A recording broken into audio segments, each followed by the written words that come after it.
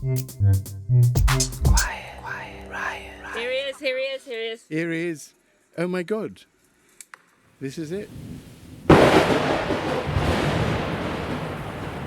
Earlier today, I spoke with His Majesty the King to request the dissolution of Parliament.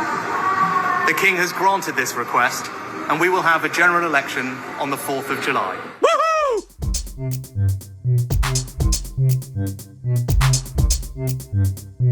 Quiet, Riot. Hello, everyone, and welcome to the very first episode of Quiet Riot, your new weekly political posse. I'm Naomi Smith. And I'm Andreou. Welcome to Quiet Riot, the podcast that reckons it's not enough to point and shout. You have to have a plan for rebuilding this broken place we call home. And I'm Kenny, your producer, the adequate hobbit sitting in a corner and the only one wearing headphones today because my ears stick out a bit.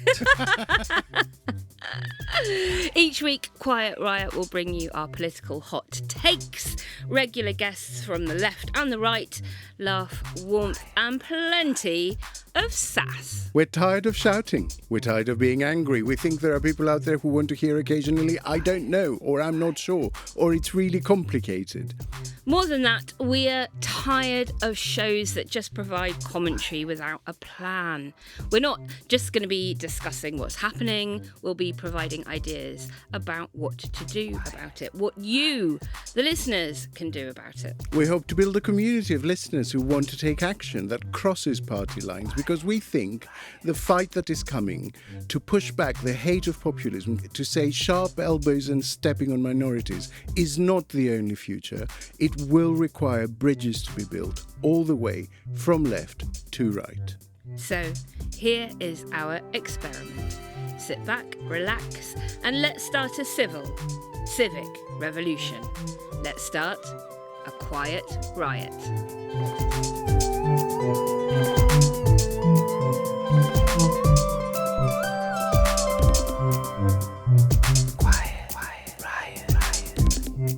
On today's show, general election fever. Will he call it? Will he not? We find out live. Plus, we look at changes to government guidance for schools on sex and relationship education. Our guest today is quite appropriately the director of More in Common, Luke Tryl. Hello, Luke. Good to be here. Welcome to the very first one. Luke, when we asked you to be a regular, you showed no hesitation. Was there a part of you that worried you were basically agreeing to be the piñata that we bash every week until your sugar-coated, soft-scented regret falls out? Not at all. I thought the whole ethos of Quiet Riot was entirely up More in Common Street, which is why I'm delighted to be a regular guest. Depending on how this goes, I may change. Ask me again at the end. Listeners, it's up to you. You get to decide if you want to back if it's or a not. failure, you had nothing to do with it. It's a sort of slime pit below. Well, the first of our weekly sections is rounding up the news. So we are going to attempt to do a roundup of the news, but plot twist, we're going to try and do it in under a minute. Okay. So the week in 60 seconds, Alex, right? And if we don't manage it, we'll speed ourselves up in post-edit. Or listeners can do it on double time, or 1.2 time. Right, okay, right. Ready.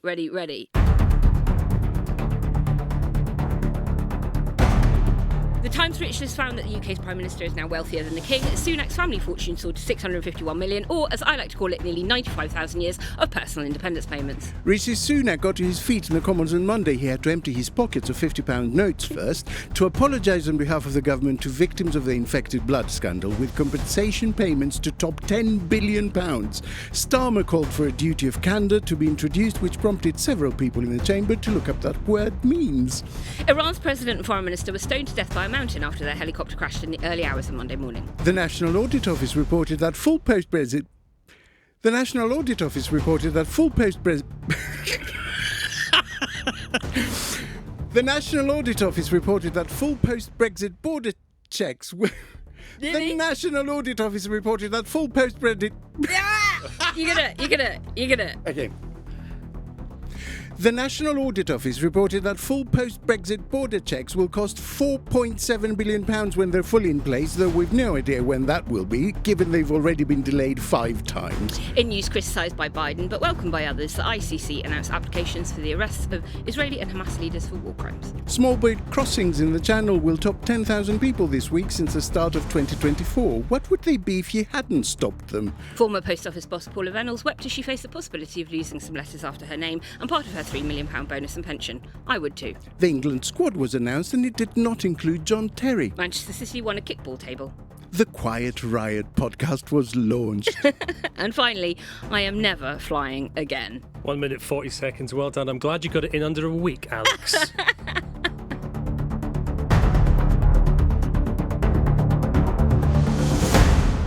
Right, as we record, speculation is absolutely rife that Rishi Sunak is about to call a general election. If he does, we will be the first podcast to put out an emergency episode as its first ever episode. Earlier today, I spoke with His Majesty the King to request the dissolution of Parliament. The King has granted this request, and we will have a general election on the 4th of July. Boring. God, he's doing greatest hits, isn't he?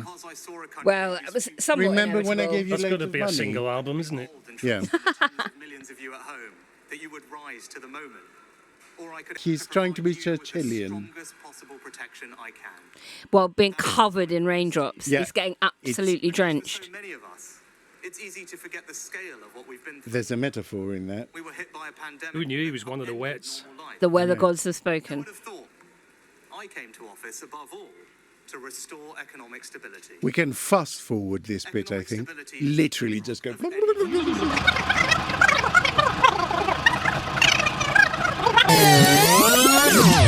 A fitting farewell Listen, for a failed I want to give government. some credit to Sunak. Secure future for you. He has chosen the perfect date and time to make this announcement. Because we're on our launching first Quiet episode. Riot! So, he's called it. I've got to go, I've got to go. Right. I mean, I wrote last February that the only sensible thing for him to do was call an election in spring 2023 because boats would be crossing over. He would get basically a bonus for having goals, but without having failed to deliver So them. are you basically Yeah. saying that there's a small window from the time between a flight has taken off for Rwanda Yeah, and the first boat crossing absolutely. over the channel to Is Dover? that what's going on here? Is he likely to get a similar sort of bonus? I think, if there is a Goldilocks moment for the government, I think this If is it. it's doing a lot in that Yeah, no, sentence. it isn't is it? doing a lot. But let's imagine you get to the autumn and the channel crossings haven't stopped. The bank hasn't been able to cut interest Yeah. rates because actually today's Yeah, inflation data wasn't that yeah. good. And there's predictions that it'll rise up to 3% again, It won't will it? rise. So there's not that. And also, I keep coming back to this. The Tory party is quite skilled at causing its own chaos on top of things. Those three things, you just kind of think, at least there's a narrative to go on now. I mean, they've got to be careful with that narrative. You can't say everything's sorted, but a sort of turning the corner narrative. So whilst I was as surprised as everyone, because we kind of started thinking it was the autumn, I can see the logic, and I think this might be the sweet spot for them that mitigates any losses. I mean, look, Best for Britain is ready regardless. We've obviously got our getvoting.org. Britain is ready. I think. Britain is more than ready. We were polling Yeah. Brits last year saying, when do you want it? And they were like, immediately or by June at the very latest. So, it's already beyond what the public wanted. So we'll be giving tactical voting advice. We're going to try and go as late as we can, but in time for postal votes. So at least a fortnight before polling day, all of our recommendations will be there, rather than going out with them right now, because what we want to do is to get the most accurate picture of where people are at. You need time between today and election being called and the squeeze to have kicked in. We're all hawking the news all day long to see if the election results. The average voter, this is not going to sink in for about a week. And then they'll start to think about, I'm getting lots of Lib Dem leaflets down here in Devon or wherever they live. I'm getting lots of Labour leaflets in a marginal seat with the Tories. So then they'll begin to think about whether they are going to vote tactically and how to. Are parties ready behind the scenes? Like, who Well, is the least and most prepared, as it were? I mean, the Tories have been having quite a few MPs saying they're not really standing. I don't know how many of those have. Well, I was thinking of had a that chance because to they asked them, reselect. sorry, Luke, because they asked them to stagger their announcements that they weren't standing. So what if there's still like 5 or 6 more that are waiting to announce they're not standing? What happens to those selections? Oh, but that's their dream scenario. Because that means number 10 controls the selection. So, and there are loads that have resigned where they haven't done the selection. And so what happens if an MP goes during this period or they haven't selected, number 10 sends a CCHQ sends a short list of 3, and it's basically normally 2 weak ones, 1 strong one, and they get their preferred people in. So this, from that perspective, this is great for them. Is this how Seb Payne actually gets?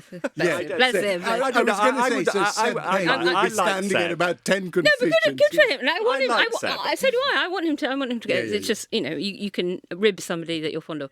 And then when we look at Reform UK, they've been having to stand down loads of candidates that Hope Not Hate, amongst other organisations, have been trawling their likes on Facebook and Twitter to find out how many racist groups they've been supporting, etc. So Reform UK are sort of busy ditching candidates rather than adding to them. And I think Labour this morning, there was something like there's about 100 seats where they've still not selected, and that's causing a little bit of frustration amongst some local party activists. So, I think that they're all relatively ready, but could be more ready, and are going to just have to speed up all of those processes. And as Luke says, they'll be parachuting candidates in. And still some questions on Labour seats, like what's going to happen with Diane Abbott? Is she going to be A Labour candidate to run, or it's a plum seat for someone else?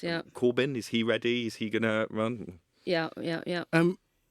Reflect for a moment on the journey, 2019. We were talking, there were people talking about a third term for Johnson. It was actually a subject being discussed, that kind of majority and appeal guaranteed a second term, and possibly even we were looking at 15 years before Labour could get back in. How did that journey happen? Is it all down to Tory failure, as the left of the Labour Party tend to think, or is there credit for Starmer? Were there 2 things that happened at once? Well, you're the Greek. You do the hubris to nemesis story for Johnson. It's an ancient tale. Which I did in 2019, and everyone was like, "Oh, no, I don't think so. He's got an 80-seat majority, silver Alex. lining, mate." But I was like, he's entirely the sort of personality that in every job he's had, he's blown himself up in some way very quickly. I think it's interesting. I think you can overplay particular moments. I think, for instance, a lot of Team Sunak are saying the moment the mini budget happened, we had an almost impossible task. Now, actually, clearly the mini budget did a lot of damage. But actually, if you look at the polls, there's a series of moments where it happened. Even before Partygate, the parties were basically level. We totally forget that now. Looking at that. They were, because the week Starmer was appointed leader, the Conservatives on aggregate were 22 points ahead, right? And by the 30th of November 2021, which was the first Partygate story, before Elite had even gathered any momentum, they were on 36 each, 36 points each. Really big. So he had really frittered quite a large lead already on other things. And that was when the cost of living started to bite. That was when you started to hear that in focus groups. So there was that. But there was also other moments like... the vaccine bounce. The vaccine bounce helped. But also there was things, people forget about Sunak. Sunak got a Partygate fine, which everyone in SW1 has actually... But he got it on the same day as Johnson. But the public still took, and the public talk about one of the reasons Sunak has struggled, fairly or not, is his wealth, because the public talk about his wife and the non-opposite. So there's a whole series of issues. For Starmer, I think Starmer has been a lucky general. There's no doubt about that. But had he not passed the hygiene test with voters of showing that they weren't Corbyn, I don't think he'd have got the benefit. In fact, we've done polling, hypothetical, imagining Corbyn was still leader, and basically the Labour lead disappears. It becomes sort of neck and neck. So that probably shows you what Starmer's positioning has added. They don't... They're not sort of hugely drawn to him and excited by him in a Tony Blair charismatic figure kind of way, but they're certainly... they don't hate him. They're not scared of him in the way that they were very fearful of Corbyn. Yeah, exactly that. Right, last question. Luke. I read somewhere that you felt you had to step away from the Tory party in your student days during the mid-2000s because you thought the party had travelled too much to the right. They came back from that. Is there a way back again, or is the environment such that they will be pushed further to the extremes? Oh, it's a very good question. I should say it was actually particularly the Conservative Association at university that was so right-wing and kept getting itself into various scandals that meant that I was like, this is not... I'm out. This is not... But no, I mean, obviously, and I worked as a special advisor in the Cameron administration. You know, I thought, made mistakes, but did a lot of good, including things like equal marriage there. I honestly don't know. I mean, we know, and what we saw in these local elections, if there's one lesson the Conservatives should take, who were the Tories who outperformed the polls? It was Ben Houchen and Andy Street, who by rights, in those areas should have lost. Why do they win? Because people think they deliver, people think they're a big tent, they're not that ideological, they stand up for their area. They're not that close to the centre. They're not that close to the centre. And so if you were a Tory wanting to learn a lesson, you'd be looking at those two and thinking, how do we recreate the big tent? That's what won them in 2019. Unfortunately, though, we know both parties have a habit in opposition of retreating to a comfort zone. The Tory membership is quite small now, and they get to pick between the final two. I don't think it will be an out-and-out sort of as far right as you can get, Suella. Right. But more and more people talking up Robert Jenrick. At the moment, he's doing a lot of visiting. Or is it someone on the kind of centre-right, does that make sense? I don't know. Like Kemi, maybe. Or someone like Penny, who is... difficult to ideologically place, but I think certainly has a broad... I think Penny or Kemi could lead a big tent. Penny's probably closer to the centre than Kemi, I think. Right? Yes, I think... Kemi feels like she splits the difference between Penny and Suella somehow. And Kemi infinitely more likely to hold her seat than Penny. Yeah. That's very true. But also quite annoying. Right. The economic picture is improving. Are we going to see polls tighten, both of you? Poll people. What's interesting is so far we've seen no tightening. We've had 2 rounds of the tax cuts. We had that triple lock rise of 10% come in last month and no sign of anything moving. And it's interesting, when you do focus groups with people, they will sort of say, well, apparently inflation's coming down, apparently the economy's growing, but everything still seems like it's getting much more expensive. Lots of people think falling inflation means falling prices. And I think that's a mistake that the government have made in how they've built this. Big question now, though, is we do know real wages are growing, and I think we will know... Well, if there's an election in 6 weeks, we'll know sooner. But I think we'll know in the next few weeks if that's cutting through. Or we're in a 1997 type situation where the economy was actually doing quite well, but people had just had enough. People had switched off, and that could be where we are.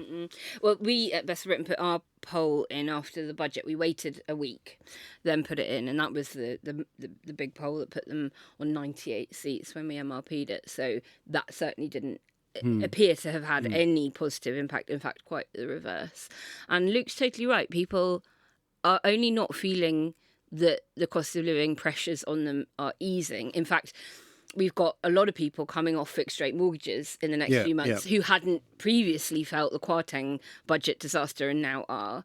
I was on holiday last week, and I can tell you the Brits weren't as wealthy as everybody else. We didn't feel like we could afford the meals out in the way that the Dutch and the Germans and the Indians and the Japanese and the Chinese and the Americans, of course, who were there, were just like, Greece, what a cheap country. And the Brits were all going, 25 euros for a pizza. I mean, in fairness, you were in my homeland, Mykonos, which is probably the most expensive bit of Greece there is. But we, the Brits are markedly not feeling as wealthy as people from other countries that are performing very well. Because the local elections were just over 3 weeks ago, right? And feels like 3 months ago. I know, right? Doesn't it? I know. It's all moving so fast at the moment. And the one thing I kept hearing from every Tory activist sort of door knocker that they were interviewing during the night. And I think there's a total of about 7 of them up and down the country at the last count. No, I'm sorry. Look, some habits will take time to break. But the one thing that kept coming back is that people are just not listening anymore. Like, they've made up their mind, and you show up and they go like, well, that may well be, but come on, it's you've had enough of it. I think lots. So the really interesting thing that we found is people who've switched, people who've gone Tory to Labour have switched, and it's really hard to see them coming back. I think the more interesting group, and you can overplay this, but is that Tory to don't know group. Because lots of that group, they're actually quite right-leaning. Yeah. They're quite safety first in their outlook. 70% of them are women, average age of 61, tend to live in smaller towns.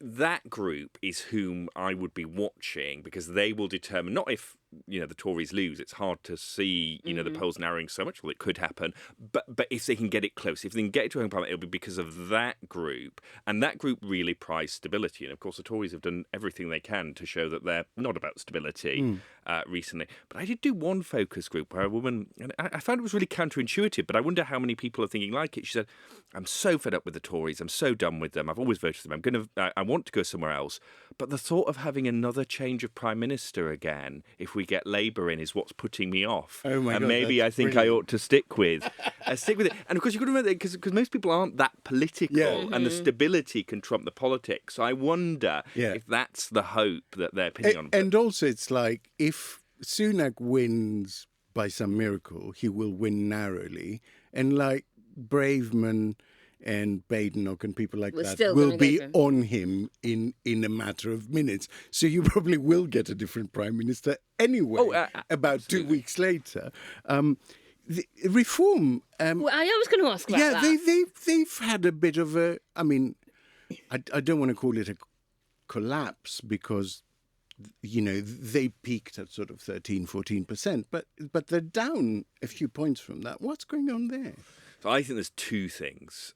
One is, if you look at where they did stand in the local elections, they were regularly polling 3, 4, 5 points below what you'd expect based on the national polls. So the national polls were definitely inflating them. We've now got, I think, quite concrete evidence of that.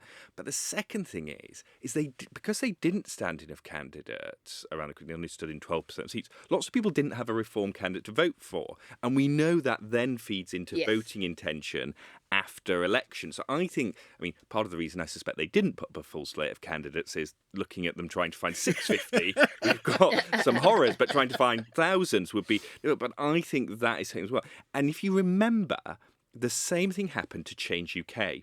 They were doing, they weren't, topping bills, but they were riding quite high in the teens. There was that set of local elections where they didn't stand candidates before the Euros. The Lib Dems emerged as the big challengers. They basically killed Change UK. The same thing happened to SDP and that's quite an interesting lesson for the future. Like, for any party looking to make a breakthrough, well, of course, you have to make it locally first. And without a proportionate system, it's incredibly difficult in a first past the post. It didn't take me long, did it? No. It didn't take me long. 10 minutes into it. Before 10 I'm minutes out banging into the PR drum. No, I'm fascinated about the Farage thing, and I've written about it in The Guardian and referred to him as the UK's answer to Preston Manning, who's this guy in Canada who left the Canadian Tory party, set up his own party called the Reform Party, took all the votes and then came back in. I've always thought that was the inspiration for Farage, that's what he'd want to do. And I think Sunak calling this election now is nixing some of Farage's chance to, be leader of the Reform Party again. Theresa May pointed out last week in an interview that she was 20 points ahead at the point she called the election. And couldn't even maintain the majority that she already had, which is, on paper, an easier thing to do than a big swing to get a majority. So if the polls do begin to narrow, my question is, might that cause Labour to panic a little bit and sort of make a mistake? Labour are panicking already, Alex. No, what are you doing beginning? Look, I'm just saying that because they've been on such a big lead for so long, might they begin to panic a bit and actually make an unforced error? Are there pitfalls for them, basically? They are panicking. So there's the sort of the centralised panic within Lotto and all of these MRPs showing that we're So going to how's get that manifesting itself? angry messages to anyone doing polling going, this is unhelpful, please stop doing it. And, this is why the narrative is sort of almost say nothing, we're ahead anyway, let's keep our powder dry, be relatively bland with any pronouncements that we do come out with, steady as she goes, because anything could happen. And let's not fix it if it ain't broken. Yeah. And then Sorry, can I just interject? So the thing that seemed to come out of the local elections, as inane as it was, this idea that, they're not on course for a majority. Exactly, yeah. Is kind of the ideal thing Labour wanted, love right? that. They will be loving that, right? And however, alongside that, you also have within the Labour Party higher echelons hyper-targeted resourcing. So seats where they think they are an absolute shoo-in, the candidate's getting nothing. They're not getting central support. They're not getting big donations from head office. They're not getting activists sent to them. In fact, their constituencies are being paired with nearby ones that are much more marginal, and activists are being encouraged to go there. Q candidates in those seats have been panicking for months and months because they don't feel that they are as ahead as the Lotto polling and everybody else's polling is showing them to be.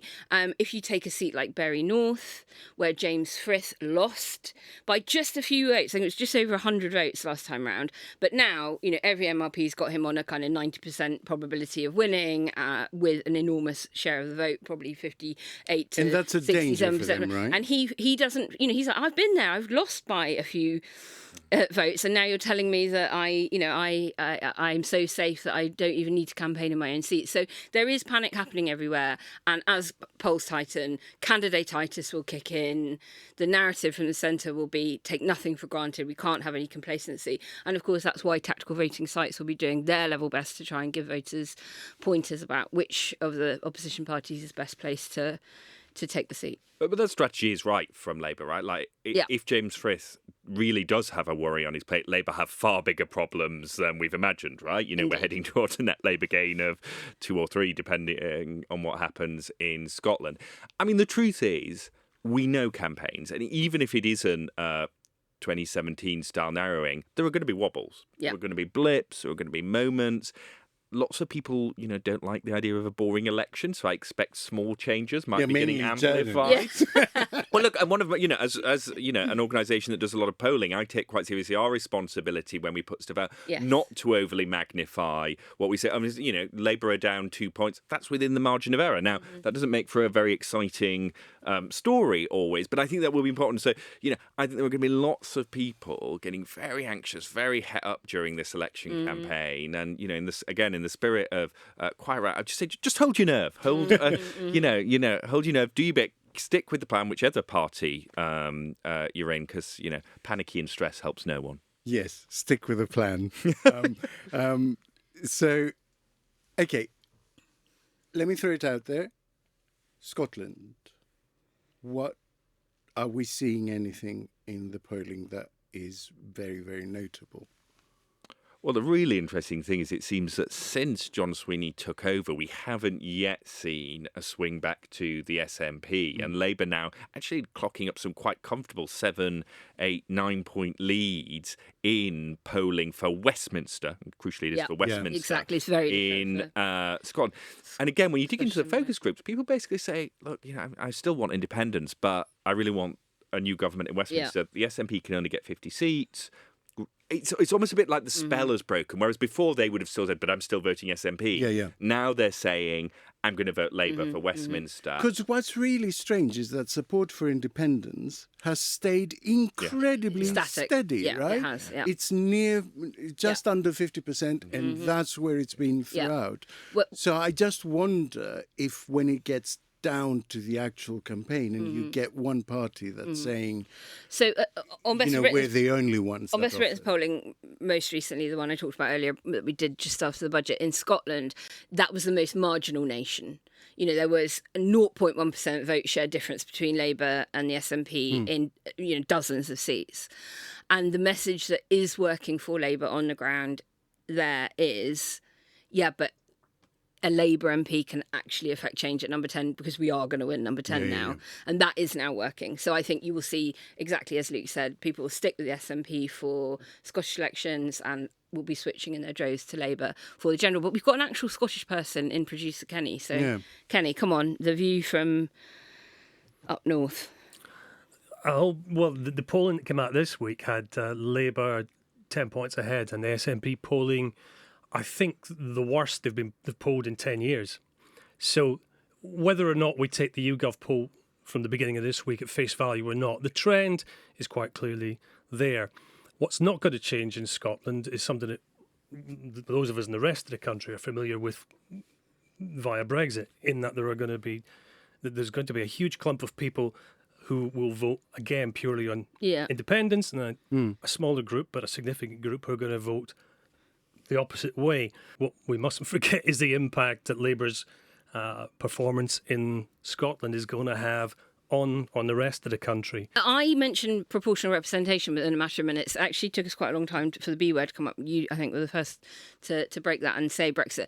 To what extent do we think that in 2019 Remainers switched to the SNP over the issue of rejoining Europe? Sorry, I said Brexit in the 60-second round. Oh, that's true. And it took me like 12 takes to say Brexit because I kept fluffing the word. It was like a furball stuck at the back of your throat. Sorry, do go on. So when we've been looking at Scotland, don't knows are actually sort of homeless nats at the moment rather than people that have switched away from the Conservatives.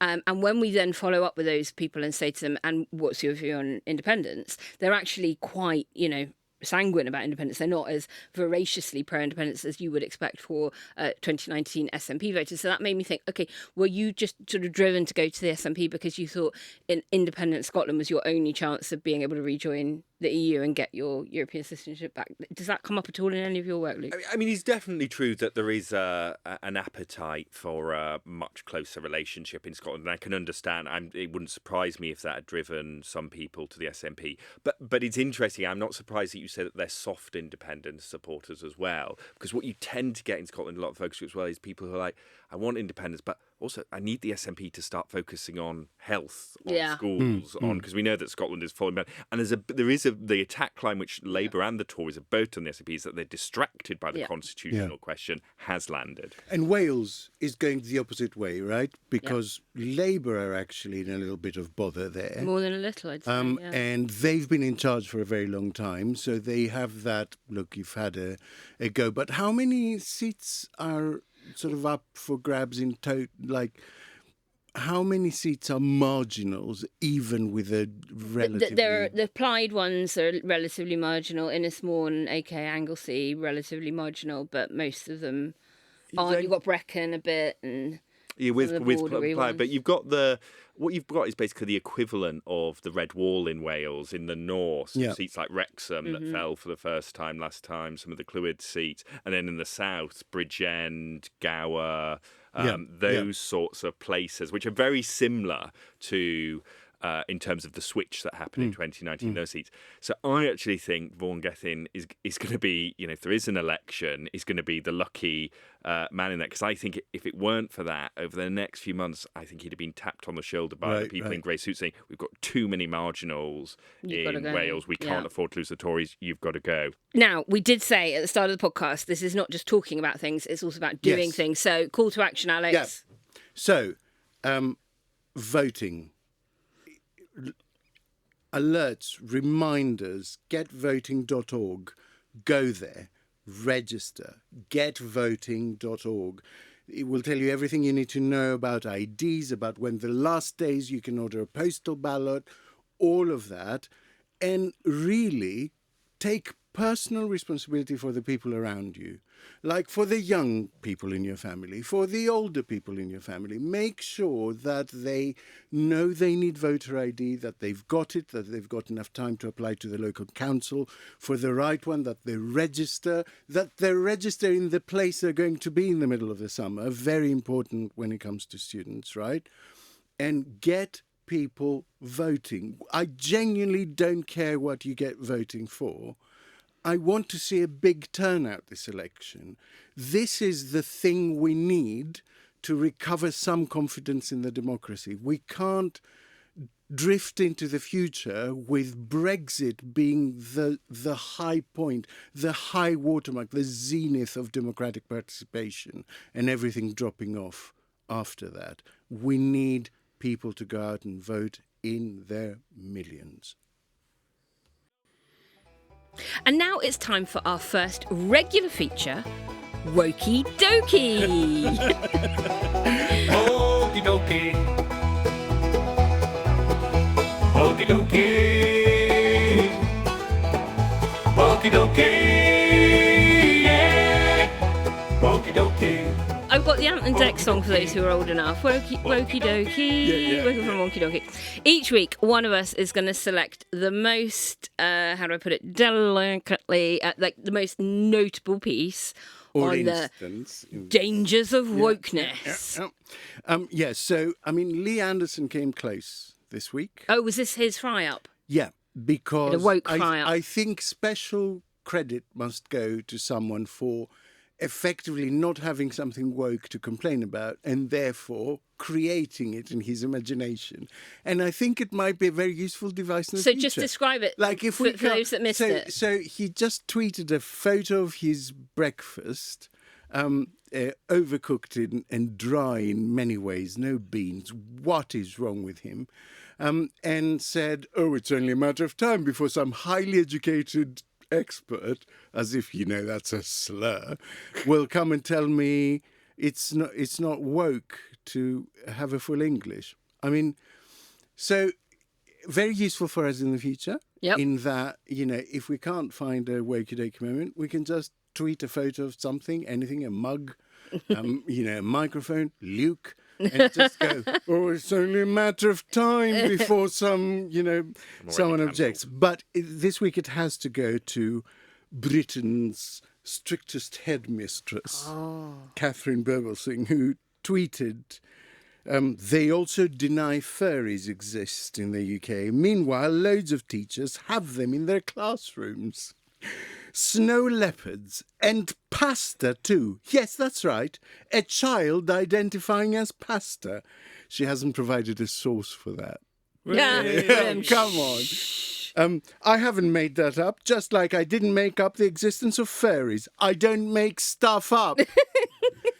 Always the line to convince someone, I find, that you don't make stuff up, just to end a rant with I don't make stuff up. So, yes, so I chose this really because it's become painfully clear to me that either the teachers or the students at Catherine Birbalsingh's school are now aware of how to get her to tweet like proper if I bad wanted shit to wind stuff. up my headmistress, and my headmistress was Catherine Birbalsingh, I would come to school and say I identify as Penny. I mean, look, there's a small chance that someone was having like a drama class, game, like let's be different improv, trees, let's be different weather, and then let's be different pasta shapes, And she was like, oh, well, now I've seen it all. But I think the more likely case is that students or teachers at her school are like, yeah, that's right. Yeah. Pasta. Do you like your phone? No, totally true. I think I've actually visited Catherine's school. Yeah. And there is no doubt it is a brilliant school. It get great results, great kids, and it actually genuinely makes me sad that she has moved. That she had this platform where she could have genuinely helped lots of other schools, and instead she's embraced this culture warrior piece, which means that we end up debating kids identifying as pastor, and I just don't understand what happens there. How someone could go, and I genuinely, and others will disagree, but you look at the results, you look at the school, kids there seem really happy, and yet you're tweeting stuff about pastor. What's missing in that? I mean, the only thing I'd say to that is that a school is more than its results. It's also about an ethos and creating a particular kind of citizen. Eton gets Great amazing results consistently and has done for centuries.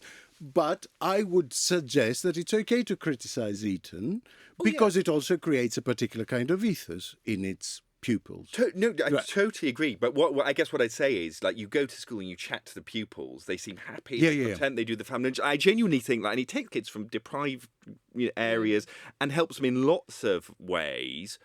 And yet, you've almost got her acting as the worst ambassador for that. She's addicted to the attention. I think. What It's pastor really would weird. you be if you did? I think you're a bit of a linguini because you're sort of tall and slender. Luke. Kenny has an idea. I think that if I was going to be the headmistress, I'd be the one who'd blown a fusily. I like that. How about you? I don't know. Maybe like what are the big shells that you stuff with ricotta? Conchiglia. Yeah, probably one of those. And what about you? Well, I'll definitely take the linguini. Like, tall and slender. okay. It's a long time All right. since anyone said that about me. So, Gorgeous. How about you, Alex? Oh, I can't think. Gnocchi. I think I would be Okay. potato-based. We do love a Or maybe potato, don't we? orecchiette, just because I love their little shape, and they're so nice to make, because you literally just do little Squeeze. balls of pasta pinch pastry it. and pinch it with your thumb. And that's how you create the little It is very ears, which is therapeutic. what orecchiette means, little ears. Well, thank you, Alex. And listeners, if you want to be part of the wider woke club, email in any hilarious instances of woke to quietriotpod@gmail.com.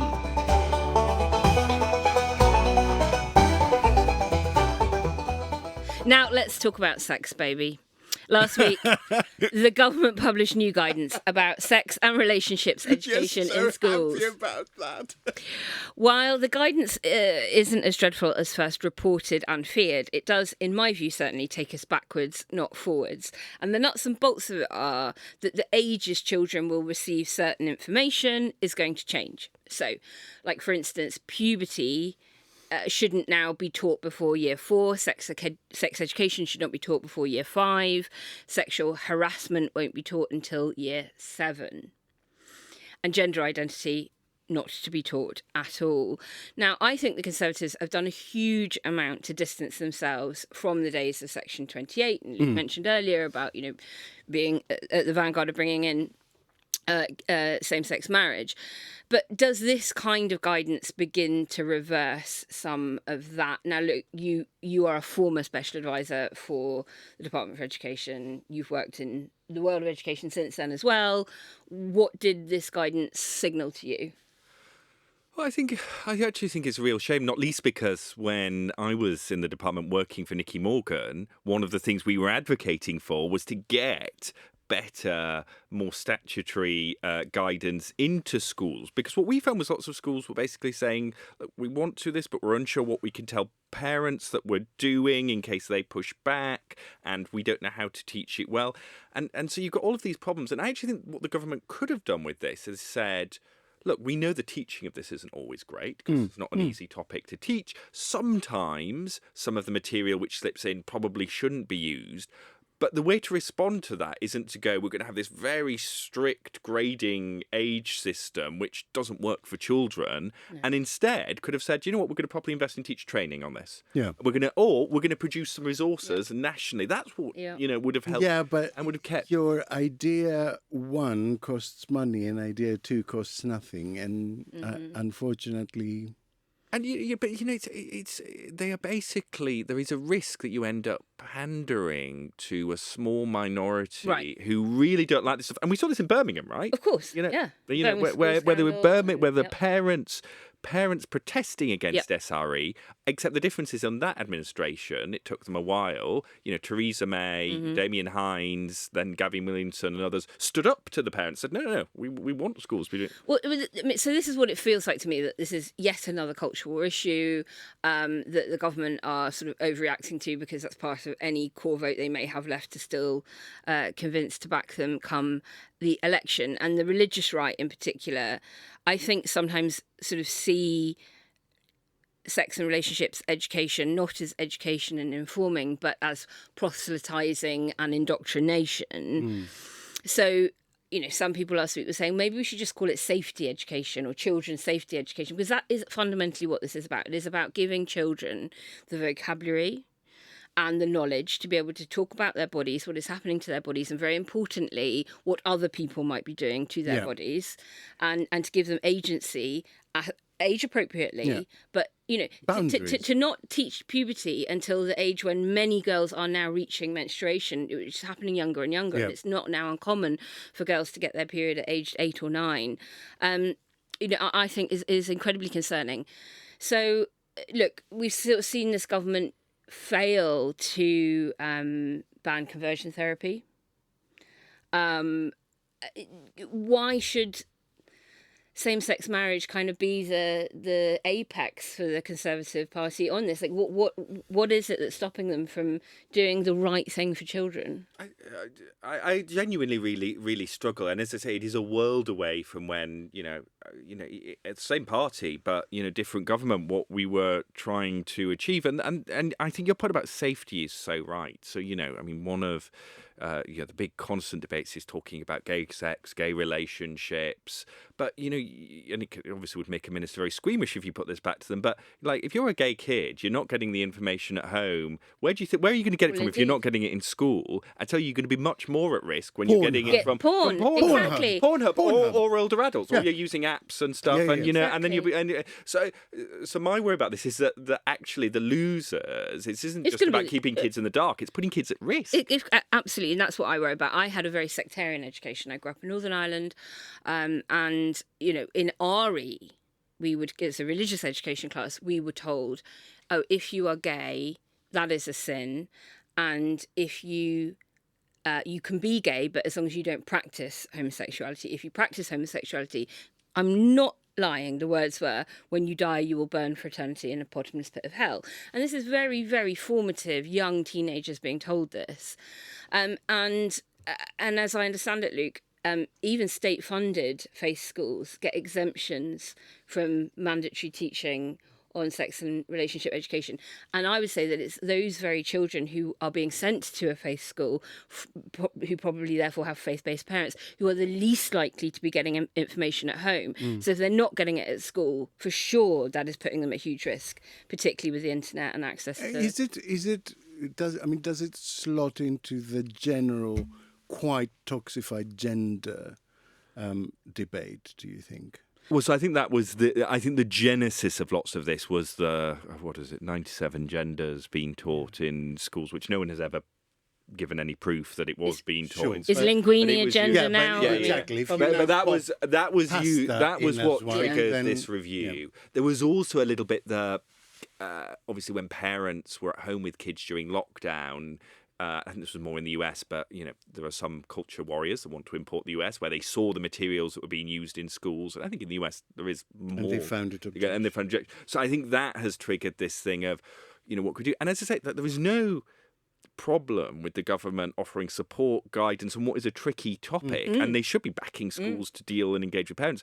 But again, this is a series of quite rigid rules. Yeah. It's interesting, if you read the guidance, they've actually even got their own cop-out in it, where there is a line which says, for some children, in some cases, it may be necessary to deviate from these. And they've clearly put that in because what they don't want to go back to is Section 28 style situation. And where they do that is on female genital mutilation. I noticed, I had a really quick glance through the guidance, and it was basically saying that should not be taught until whatever age, I can't remember, except for schools where there are large numbers from a community where FGM happens more. Yeah. Okay, so what about the one poor, girl from a... So they've left community, a little bit of discretion. But in a weird way, because I remember in the very early 90s, there were a lot of Somalis moved into our area because of the refugee status of them having to leave Somalia. And there was one girl that then entered my class from Somalia into my school. Now, you couldn't therefore have argued that school had a large population of people who may be at risk of FGM, therefore it gets the exemption from the guidance and can teach about it. So, minorities are only going to be more punished by this than and also not. Teachers, you're putting a lot of pressure then on individual teachers to have to justify their decisions. Yeah. So actually, it's a bit of buck passing from government to individual teachers, and that actually is what triggers things in Birmingham, because the parents go, "Well, I didn't want them to be taught that," so that. Yeah, I mean, for me, the biggest issue as an outsider in this, I know you two have looked at it a lot more closely, especially you, Luke, but to me, the most important thing is consent. you can't teach children what's okay to do to another, because kids are naturally curious about their bodies, about other people's bodies, about how they're different, and so it's vital to say this is what you can say no to, as it were. Absolutely right. And somebody we've got to get on the show is a woman called Yehuda Fletcher, who left the Orthodox Jewish community, and she talks about in the community that she came, or she left, that can women consent to sex on their wedding night if they've not been taught about it?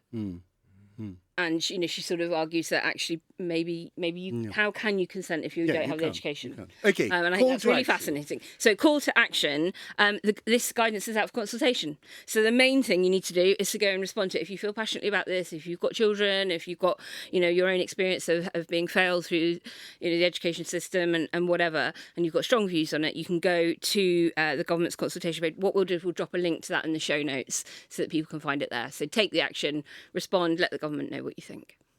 Right, now let us round things off with our second regular weekly feature, Paul the Other One. You see? I see what you did there. Just a roundup of notable things in the last few days. Polling. Naomi, Luke, who wants to kick us off? I'll go first because I will have less on this week than Luke. Johnny Mercer MP, Plymouth Moorview, has been lobbying Number 10 to add veterans' ID cards to the list of acceptable photographic ID that you can take to the polling station. And he's allegedly been unsuccessful because the government is worried it would open the floodgates for student ID cards to be accepted too. Read into that motivation what you will. Anyway, so related to that, Best Britain did... Open the floodgates to people voting? Young people, students, young, highly educated people. We don't want them participating. So related to all of that, Best Britain did an MRP poll, so multi-level regression poll, of more than 15,000 people, and we found that 16% of respondents don't know about the new voter ID rules. And that sounds low. That sounds low, 16%. But when you translate it into the number of voters, that is up to 5 million voters that could be turned away when they try and cast their vote. Is there any kind of cross thing of how many of those are regular voters, as it were? Because if they're the 16% off the top, as it were, that never vote, then they're not interested. What I can do in terms of breaking it down for you is that 1.85 million of them are in what we now classify as an ultra-marginal seat. Right. Or a marginal seat. So the votes where they really actually do count, whereas, of course, under first-past-the-post system, many votes don't count. Again. That is worrying. And, of course, it's younger people that have the least cognizance of knowing that they need to take this with them. So within young people, 27% didn't know of 18 to 24-year-olds, whereas just 6% of the over 65s, and about 18% of people who work full-time don't know, compared to 5% of those who have retired. Worryingly for Scotland, which, as I said earlier, is now the home to the largest number of marginal seats, 1 in 4 are unclear, so 27%, more over 1 in 4, unclear about the new rules, compared to 1 in 5 in Wales and just 14% unaware in England. So that's not unsurprising because Scotland does have different rules for different elections and has more kinds of elections than we have in England. I refer listeners to our action point, getvoting.org. number 1. It will send you a reminder to take your ID with you. Okay, Luke, what's your poil of wisdom? Well, so we had some polling out this week, which was really interesting. We asked about both parties, do you think that they will raise taxes if they win the election, lower taxes, or keep them the same? And the really interesting thing is people were basically as likely to think both Labour and the Conservatives would put up taxes. Yeah. It was 43% for Labour, 40% for the Conservatives, very few, around 10%, thinking they'd lower them. And I thought that was really interesting because, of course, the Conservatives with this election campaign are relying on a bit of a repeat of 1992, Labour's tax bombshell, but actually people have looked at their record and said, you guys have put up taxes highest so tax much. burden on record. So that traditional advantage... Did you not hear Jeremy Hunt's press conference the other day? They might have put up taxes, but they hated it. That was literally the pitch. When we put up taxes, we don't like it. They love it. I'm sure that really matters to the people paying the taxes. And that's a wrap. All that remains is to thank our guest, Luke Tryl, for being here at the very, very start, a midwife to our gorgeous baby. No, you can be godfather. You can follow us on social media at Quiet Riot Pod, or drop us an email with your ideas for future guests, topics, etc. to quietriotpod@gmail.com. Thank you for listening. We'll be back next week, seeing how we're all shiny and new. Why not let us know what you thought? And tell your friends. And remember to like us, rate us, follow us, subscribe to us, post about us, and generally, please, please, please do your best to help our little baby grow. Quiet Riot is an audio production by Cooler Heads with Naomi Smith, Alex Andreou and me, Kenny Campbell. Music by Mariana Sangeeta. Artwork by Simona Canalou. Quiet Riot is a co-production with Sandstone Global. See ya! Quiet Riot.